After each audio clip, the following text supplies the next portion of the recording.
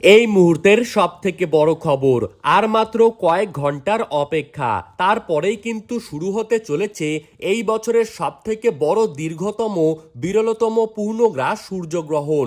এই সূর্যগ্রহণকে কেন্দ্র করে ইতিমধ্যেই বিশ্ববাসীর জনসাধারণের মধ্যে পড়ে গিয়েছে শোরগোল।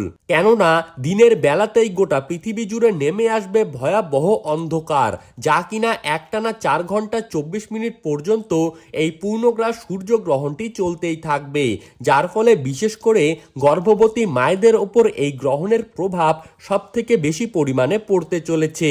তো আমরা এখন দেখে নেব এই পূর্ণগ্রাস সূর্যগ্রহণটি ঠিক কবে, কখন, কোন সময়ে শুরু হবে এবং কোন সময়ে শেষ হবে, কোন কোন জায়গা থেকে এই সূর্যগ্রহণটিকে দেখা যাবে এবং কোন কোন জায়গা থেকে সূর্যগ্রহণটিকে দেখা যাবে না।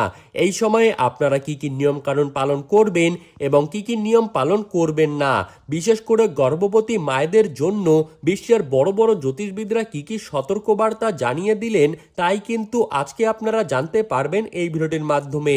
তাই ভিডিওটিকে বিস্তারিতভাবে জানতে হলে অবশ্যই শেষ পর্যন্ত দেখতে থাকবেন। আর আপনি কোন জেলার গ্রহণ সম্পর্কিত খবরের আপডেট পেতে চান, সেই জেলাটির নাম ভিডিওর কমেন্ট বক্সে লিখে জানিয়ে রাখবেন। আর সবার আগে সবার প্রথমে গ্রহণ সম্পর্কিত সঠিক তথ্য পেতে হলে আমাদের ইউটিউব চ্যানেলটিকে সাবস্ক্রাইব করে রাখবেন। তো চলুন দেরি না করে এক নজরেই দেখে নেওয়া যাক। ভারত এবং বাংলাদেশে পূর্ণগ্রাস সূর্যগ্রহণ কিন্তু শুরু হবে ইংরেজির 12ই আগস্ট এবং বাংলার তারিখ অনুযায়ী 26শে শ্রাবণ, সেদিন রয়েছে বুধবার। ভারতীয় সময়সূচি অনুযায়ী পশ্চিমবঙ্গে এই গ্রহণটি শুরু হবে সকাল 9টা বেজে 4 মিনিট থেকে। পশ্চিমবঙ্গে গ্রহণের মধ্য সময় বেলা 11টা বেজে 47 মিনিট এবং গ্রহণটি সমাপ্ত হবে দুপুর 1টা বেজে 58 মিনিটে।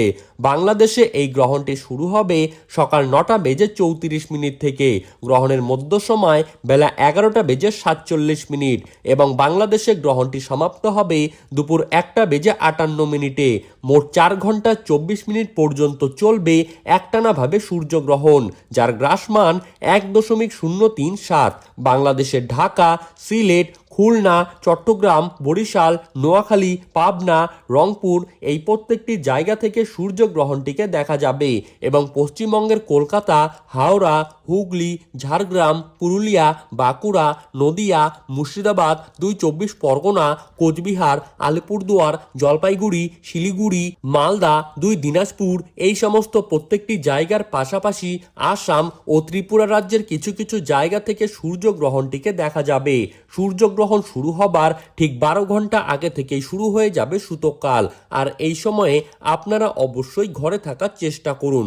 শাক কাটা, নখ কাটা, চুল কাটা, সবজি কাটা বা কোনো কিছু সেলাই করা এই সমস্ত কাজ থেকে দূরে থাকবেন এবং গ্রহণ শেষ হলে অবশ্যই স্নান করে নেবেন। ধন্যবাদ।